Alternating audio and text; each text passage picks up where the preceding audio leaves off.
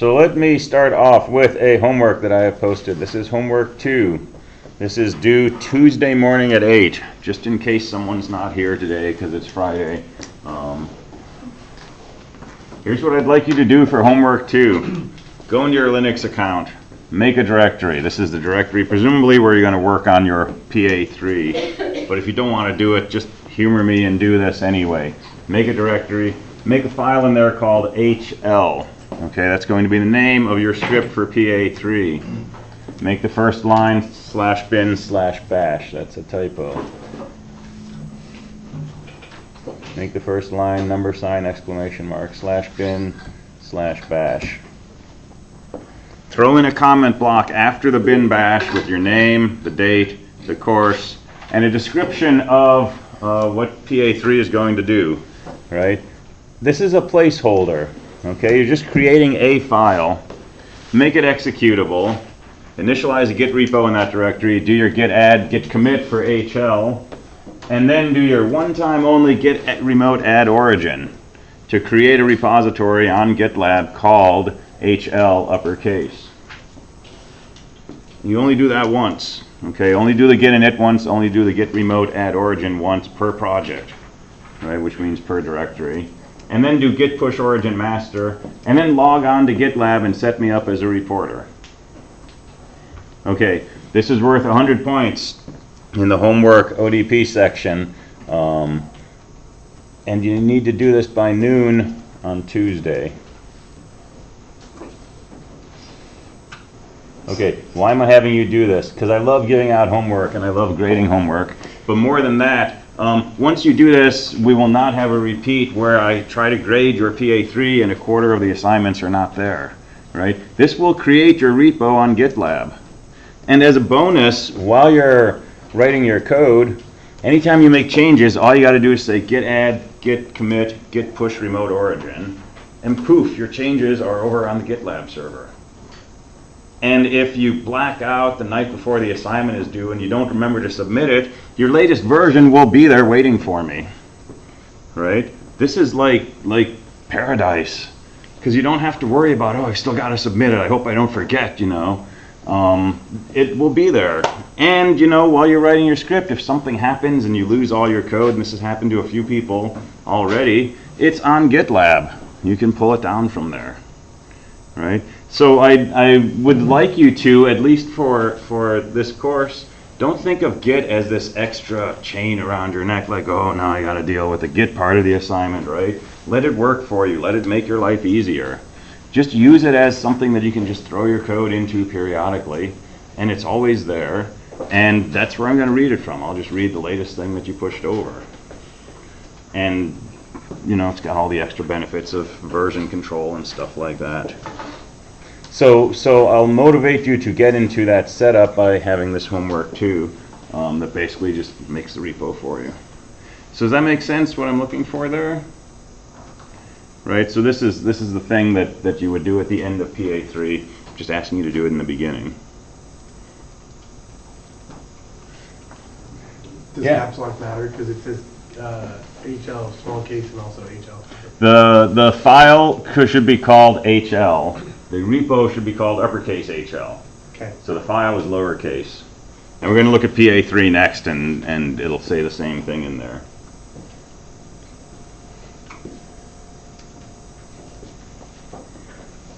And this is partially selfish on my part, right? Because I want to be able to grade your assignments. Okay, I know you've been working hard on them. I've been working hard to try to help you with them. I want to be able to grade them. And if they're named something different or I don't have access to it or something like that, then we've got to arrange some way to exchange information so that you can either change something or I can find out what you called it, and it becomes, you know, a process to download it so that I can grade it, and I don't get to grade it when I'm grading everything else and so on and so forth. So so that's part of the motivation for this. All right, so let's look at PA3.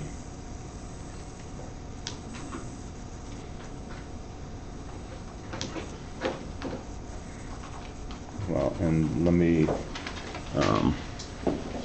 This assignment requires you to write a shell script named lowercase hl, push it to a GitLab repo named uppercase hl by the due date, and do not forget to add me as a reporter. So that's just a reminder. So let's look at the actual assignment.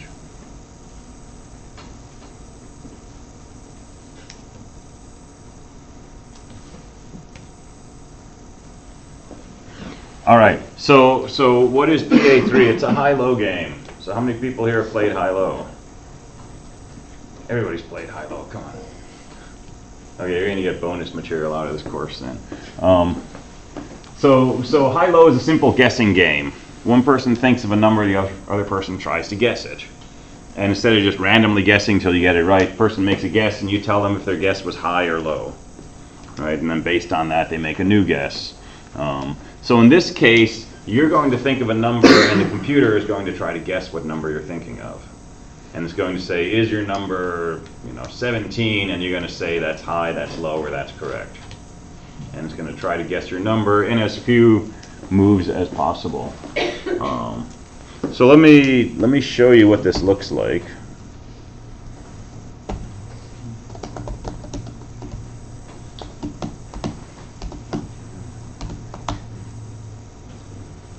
So here's HL. So it says, hello, welcome to high-low. Please think of a number between 1 and 100, and I'll try to guess it. Hit any key when you have a number in mind. All right, who wants to think of a number without telling me? Who's going to think of a number? All right, you got a number in mind? Okay. So is your number 50? Is it high or low? Low. 50 is low. Oh, sorry, 50's high. Okay, so yeah, so that gets confused, right? So hit H if my guess is high. So if 50 is too high, I'm going to hit H. Is your number 25? No. That's too low? It's too high. That's too high, okay. How about 12? It's too high. Too high. 6? It's too high. 3? Too low? Yeah. 4? Correct. Okay, excellent number of guesses required. 6, thanks for playing.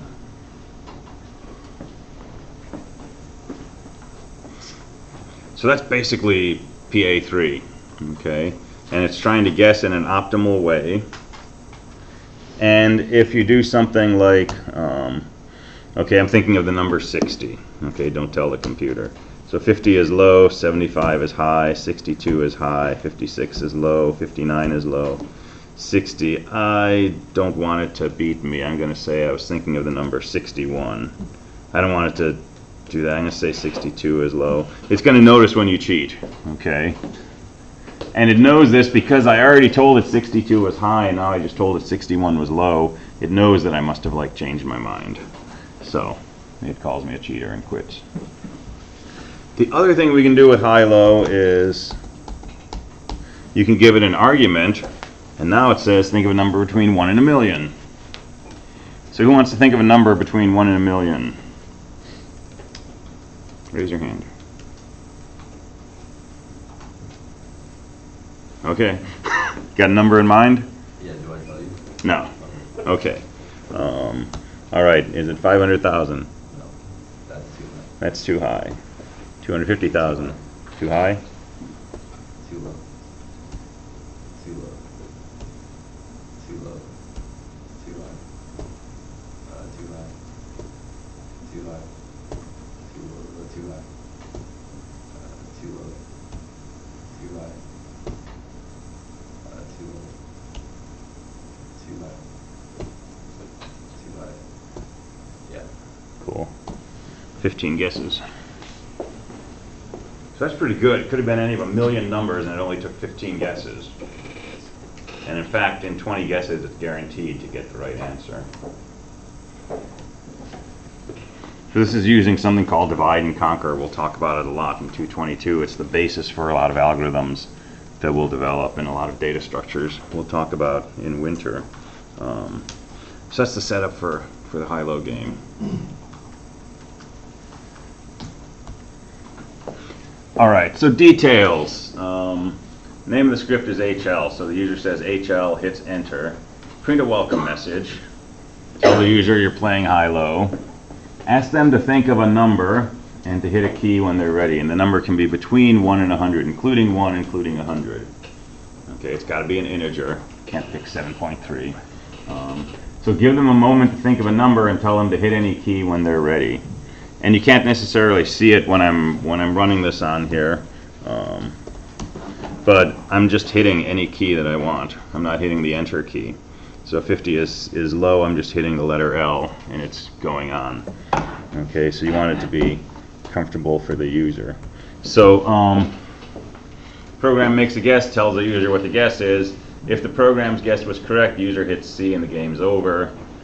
Tell the user how many guesses it took, thank them for playing and exit. Or insult the user. If the program's guess was too large, too high, hit the H. If it's too low, hit the L. And the program makes another guess and the game continues. All right, and additionally, if you have an argument, like 1000, you can say, this should be HL, not high-low. I will change that. It should be HL 1000, and it'll play with that number.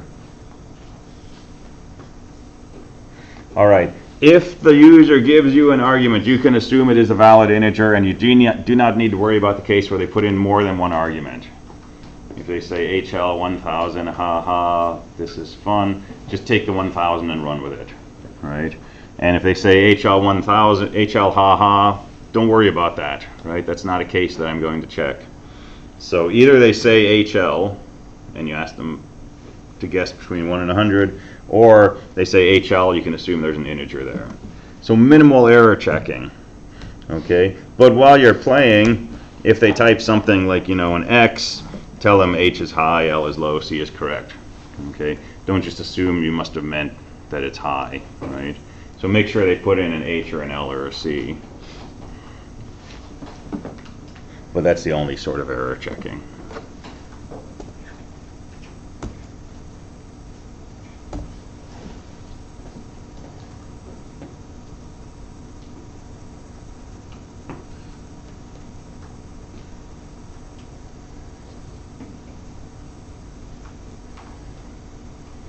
Bear with me a second here. All right, so details.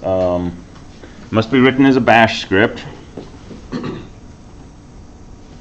And we're not going to write this in C later on, so we're not going to parallel like that. We're just doing this in bash. Okay, must be written as a bash script. Commenter code, including the comment block at the beginning. Do not require the user to hit enter after typing HL or C. Okay, so we'll go over how to do that. It's just a read -C1 or -N1. I'll show you that in a minute. We'll talk about the algorithm next. Detect cheating. We'll talk about how to detect cheating. Name the script lowercase HL, push to a GitLab repo named uppercase HL. All right, and some possible gotchas that you want to just kind of keep an eye out for.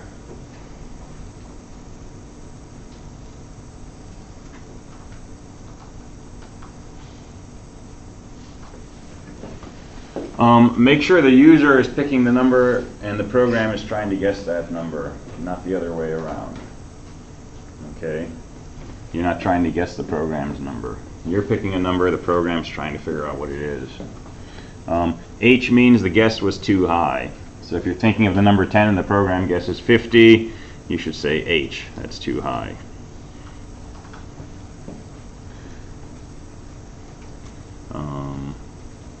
And let other people play your game if you want.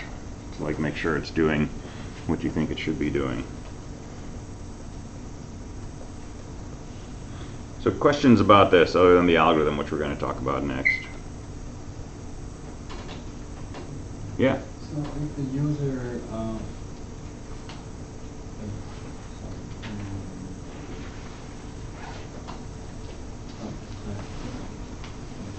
Okay.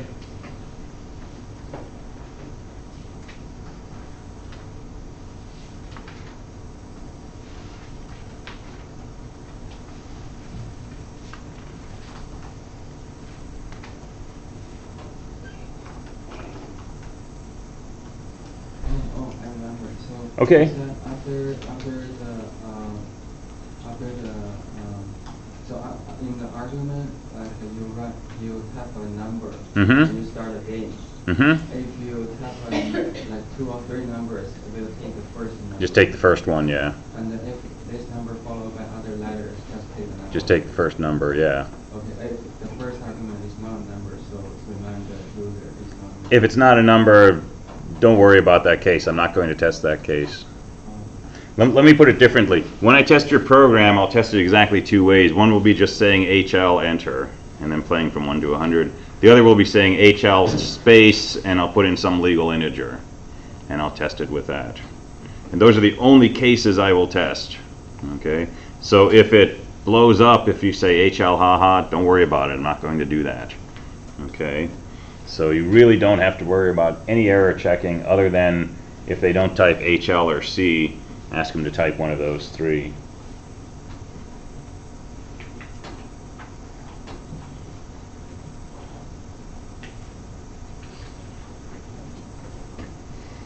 All right, other questions? All right, so how do we do this?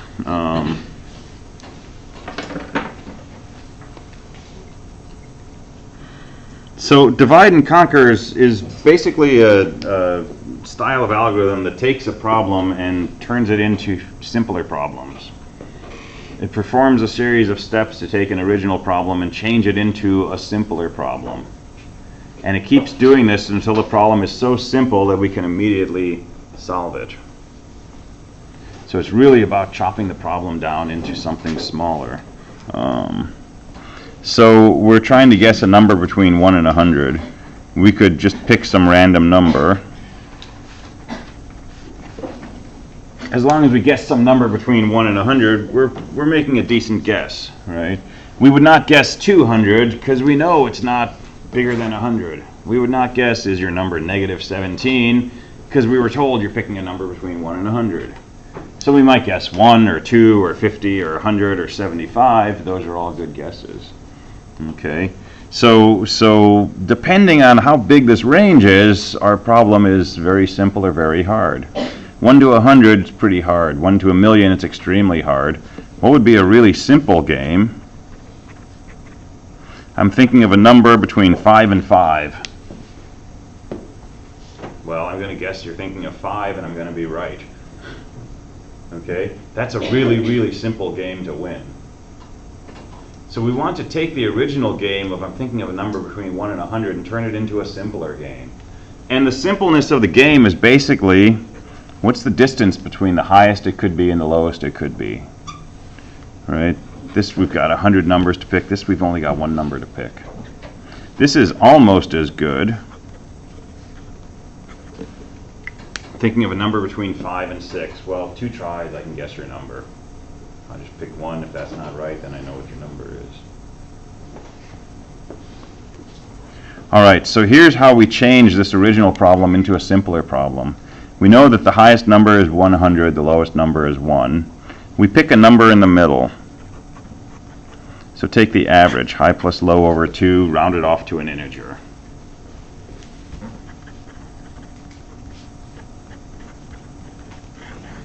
That's going to be my first guess. Is your number 50?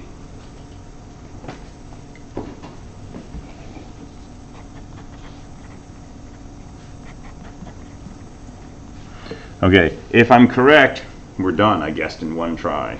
That was awesome. If 50 is too high, what's the game I'm playing now? Between 1 and 50. I'm trying to guess a number between 1 and 50. Actually, it's a little easier than that. 1 and 49. If 50 is too high, guess a number between 1 and 49. All right, can't be 50 because they just said that wasn't correct. Can't be 55 because 50 was too high. 55 is going to be too high. 51 is going to be too high. 100 is going to be too high. So I know that the number is between 1 and 49. Now I'm playing a simpler game. Guess a number between 1 and 49. It's half as difficult.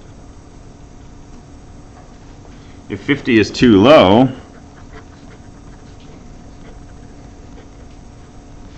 what's my game?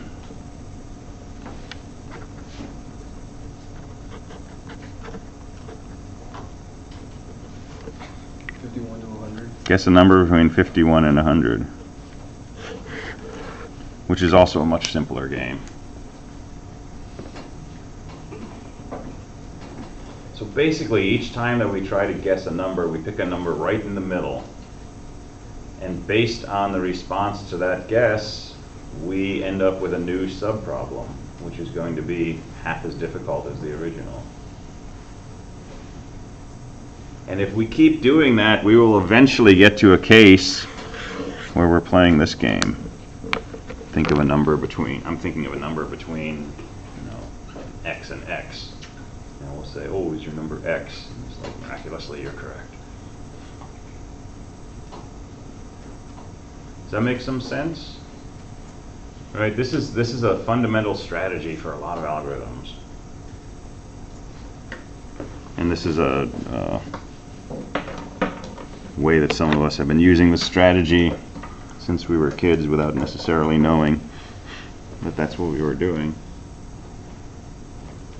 Now what happens if we don't pick something in the middle? What happens if we pick a random number between 1 and 100, like 17? So I'm guessing between 1 and 100, and I say, is it 17? What are the possibilities here? Could be 1 through 16 or 18 through 100. It could be 1 through 16. If 17 is too high, then I know it's a number from 1 through 16. Well, that's a really simple game. If it's too low, it's a number between 18 and 100. Well, that's almost as hard as the original problem. If it happens to be 17, perfect, I guessed it in one try. But that's pretty unlikely. That's a 1 in 100 chance. In fact, it's most likely that 17 is going to be low. And so there's good chance that I've made the game simpler, but not a lot simpler, just a little. The worst possibility of all might be, is your number 1? No, that's too low. Is your number 2? No, that's too low. How about 3? Right? It might take you 100 guesses that way. And what's happening is we're splitting the problem into two subproblems, one that's extremely easy and one that's still as difficult as the original. So you've guessed it in the middle, breaks it into two possible subproblems that are both equally difficult and both, about half as hard as the original. So that's the optimal way to do this. And I'm asking you to do it in this optimal way.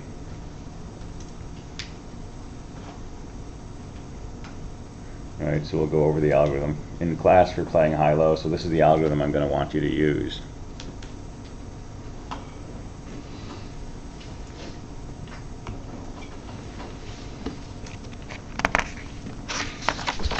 All right, so questions about this?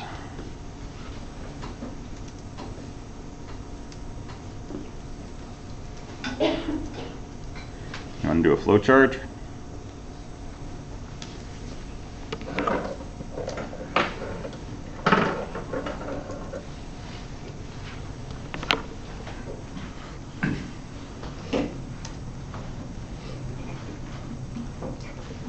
All right.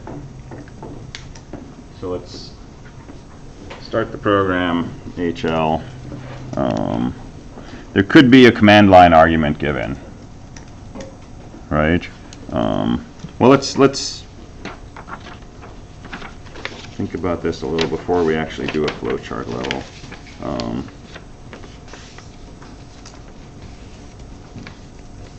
So what do we need to keep track of to play this game? Suppose we're human against human. Okay, so I'm thinking of a number, and you're trying to guess it. Okay, so I got a number in my brain, which I'll try not to forget. And you're going to try to guess it, and it's a number between 1 and 100. Okay, so what should your first guess be? Halfway between. Halfway between 1 and 100, so 50. Okay, how do you know that it's halfway between 1 and 100? because we've said that it's a game between 1 and 100, right? But we're going to change it into other games where it's going to be a game between, say, 51 and 74, right, or something like that.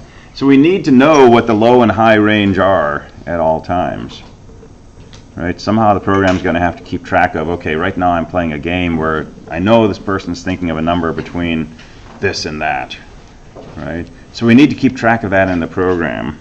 So we're going to have some variables, and I'm just going to call them low and high. And I'm going to initialize low to 1, I'm going to initialize high to 100.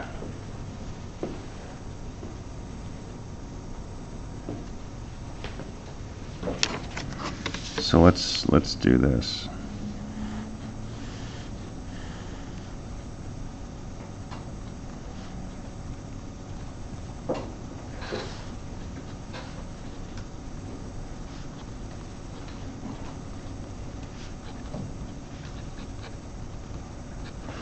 So I'm setting a variable low to 1 and high to 100, and my little note here is make sure you're guessing between the value of low and the value of high.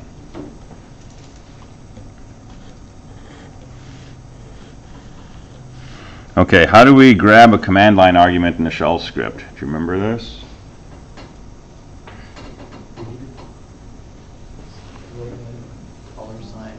$1.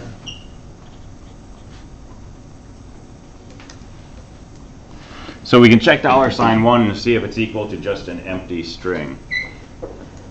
If it is, there is no command line argument. But if it's not, then that's the number that you want to play up to. So let's just set high equal to $1.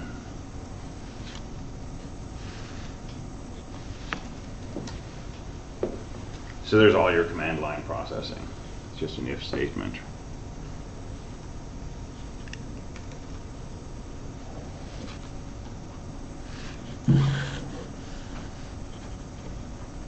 So print a welcome.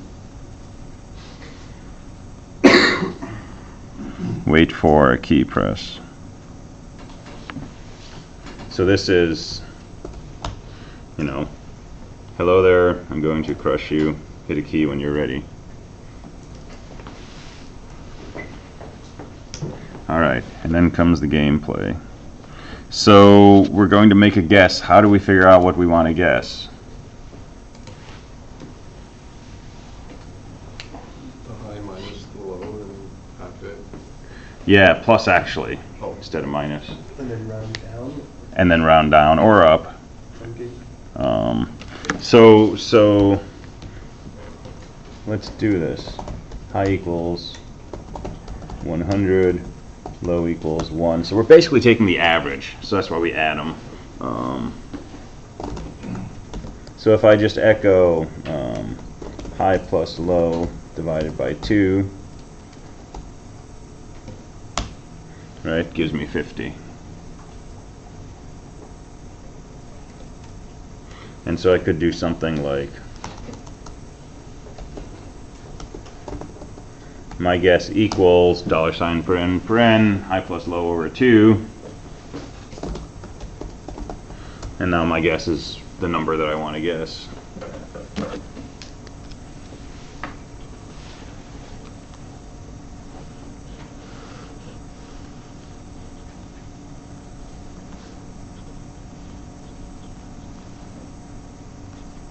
So guess is high plus low over 2.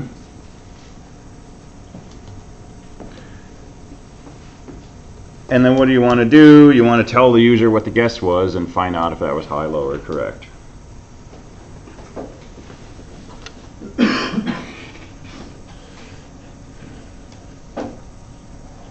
So show the guess to the user.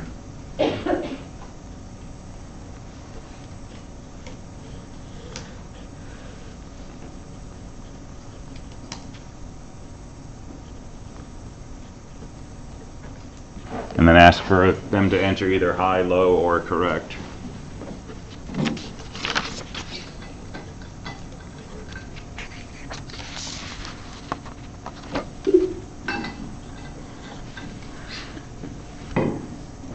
All right, Well, the easiest case here is if the guess is correct, you're done, right?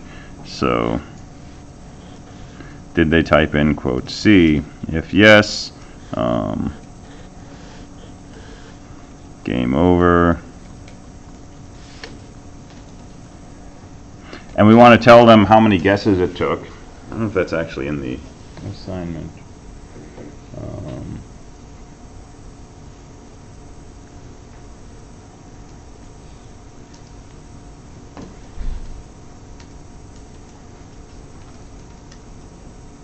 If everyone's guess was correct, the game is over. Tell the user how many guesses it took. Thank the user for playing. Okay, game over. Print number of guesses, and we're done. So we also need to keep track of the number of guesses, right? So let's initialize that also.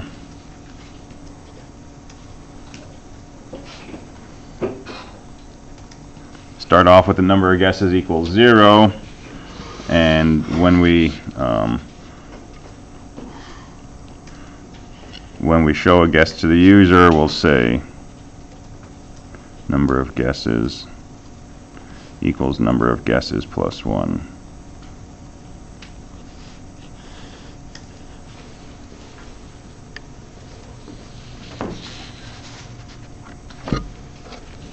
All right, assuming it's not correct,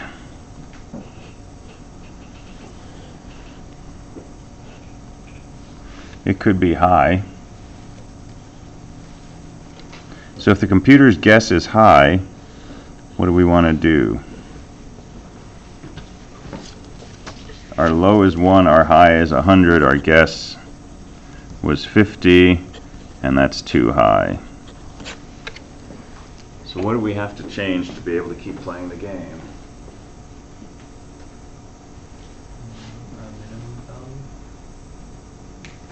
So low? Okay. So change low to what? Okay, so we could change low to 51, and then we're trying to guess a number between 51 and 100. But 50 was too high. Oh.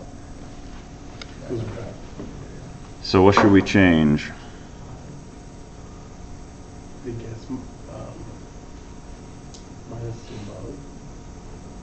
Change high to 49. Change high to 49. That would work in this case. But yeah, the highest it could be is one less than what we guessed.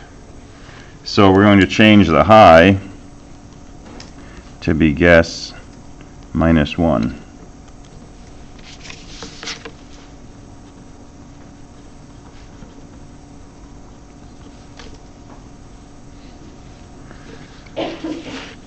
And as soon as we change high to be guess minus 1, 49, we're ready to make another guess, right? We're basically starting a new game between 1 and 49, so we can go all the way back up here.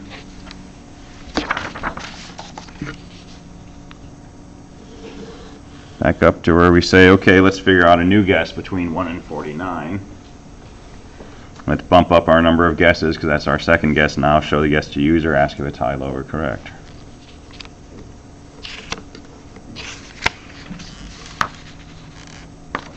Alright, so if we guessed correct, game's over. If we guessed high, we change high equal to guess minus 1, and we go back to the top. Otherwise, it could have been low. Okay, well, if it's not low, what's going on? Yeah, it was an error. Please do H, L, or C, and go back up here and just ask the user for H, L, or C. You don't have to re-show them the guess. You don't want to bump up the number of guesses. Okay, but if it is low, then what do we do? So numbers between 1 and 50, we guessed 40, and that's too low.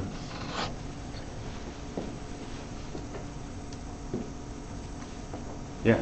So make low guess plus 1. Make low equal to guess plus 1. Does everybody see that? Because this is too low, the lowest it possibly could be would be the number after this, guess plus 1. So we'll change low to 51 in this case.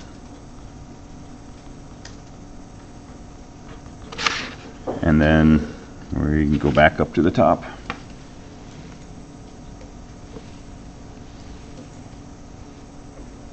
And try that new number. So if nobody's cheating, there's your whole high-low.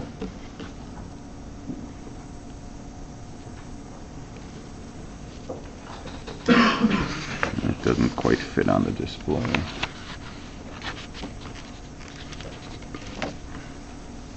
Oh, like that. There's your main loop.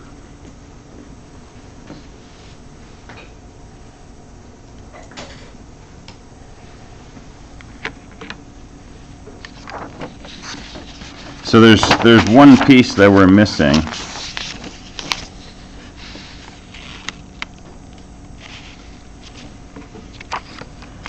What's missing from this otherwise glorious flowchart?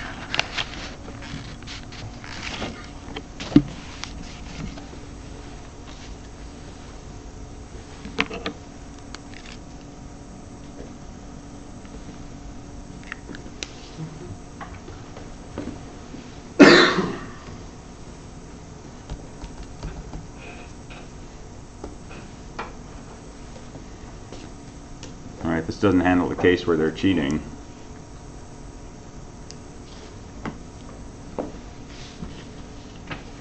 So suppose somebody's trying to cheat. Suppose they come in and they think of the number 50.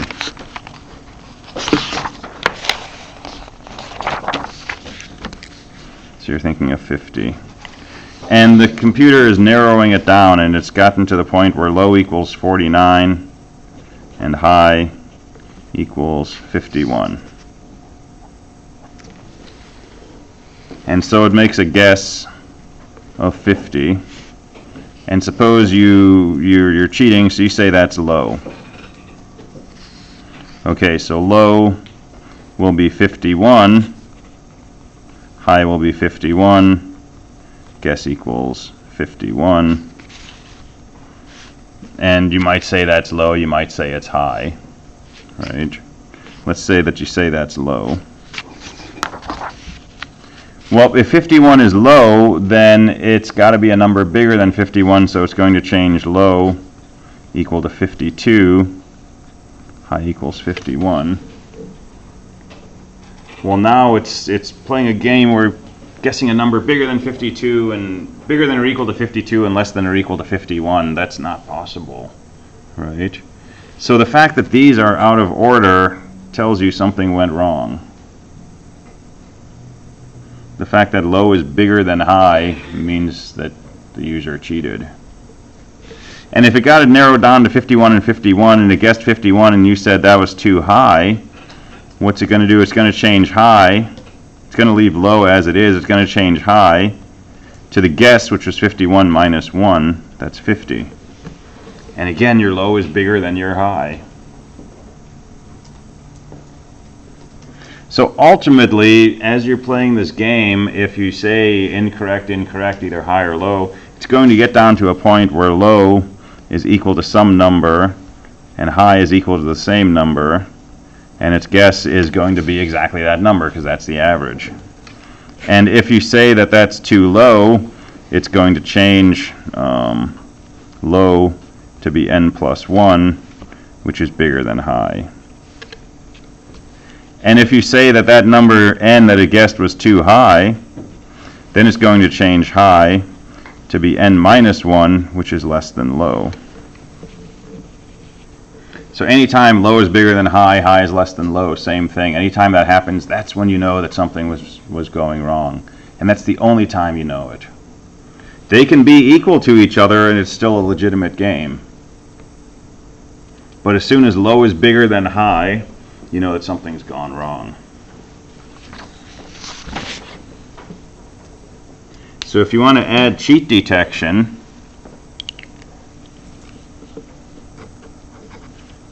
add one more step here. Anytime that you change high or low, right, do an extra step. Is low bigger than high? Yes, there's a cheat going on. No, just continue normally.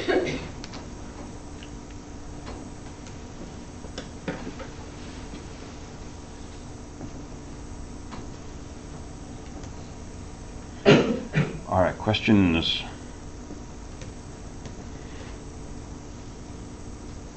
So that's all of PA3. So you want to spend some time with this algorithm and make sure it makes sense. Make sure you understand what the program's supposed to be doing. Convince yourself that this does it, right? Or write your own flow chart if you like, and convince yourself that that does what the game's supposed to do. And then start putting this into Bash. And you're going to have some if statements. You're going to have some reads to get input from the user, some echoes to output. You're going to do some numeric calculations, namely for figuring out your guess or adjusting high or low, so that's $paren. And you're going to have one big while loop for the main gameplay. And you're going to have a smaller while loop for when they enter HLC. If they don't put in one of those, go back and ask them again. And again, you can develop this originally, just assume the user's not going to make any mistakes, they're not going to cheat, they're not going to put in an invalid HL or C, forget about the command line argument, and just code up one while loop that basically plays the game and start adding to it. All right, let me show you how to do the input without having to enter. Read dash n answer. Read dash n1 answer. And it will sit here, but as soon as you hit any key, it'll come back right away. And now if you look at the value of that variable, it's whatever key they pressed. If you say read dash n2, it'll wait for 2 keystrokes and it'll come back right away. So normally read doesn't return until the person hits enter. If you say read dash n1, it'll wait for 1 keystroke and then it gives you back control in the script and you've got whatever key they entered in that variable. But again, you can add that later as an embellishment. You can just use a regular read if you want and have them hit enter while you're working on the first versions. All right, sound good? Okay, cool. I will get PA2 graded this weekend and get some feedback to you on it and get going on PA3 when you can.